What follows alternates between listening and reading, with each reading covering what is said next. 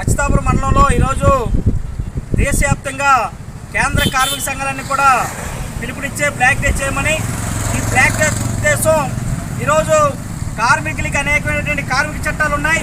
ఆ చట్టాలన్నీ కూడా రద్దు చేసి 26 చట్టాలని 4 లేబర్ కోడ్ల కింద మార్చి ఇక్కడ ఉన్నటువంటి యాజమాన్యాలకు అనుకూలంగా ఈ యొక్క కేంద్ర ప్రభుత్వం మారుస్తుంది. ఇది అత్యంత దుర్మార్గం. ఇప్పటికే కార్మికులకి అరాకొర కార్మిక చట్టాలు అమలు చేస్తున్నారు.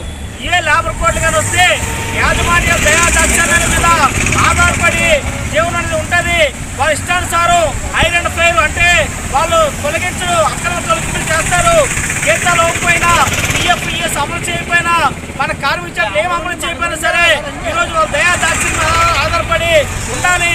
అందుకోసం ఈరోజు 2022వ సంవత్సరంలోని పార్లమెంట్లో ఈ లేబర్ కోడ్లను అమలు చేస్తామని చెప్పేసి ఒక చట్టం తీసుకొచ్చారు.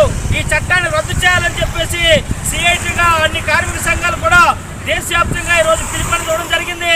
ఈ కార్మిక చట్టాలు కానీ అమలైతే మాత్రం ఈ లేబర్ కోడ్లు మరో బానిసత్వం కింద ఈరోజు ప్రైవేటు పెట్టుబడిదారుల కింద బానిసల్లాగా పనిచేయాలి తప్ప కార్మిక చట్టాలు ఇవి అమలు కావు.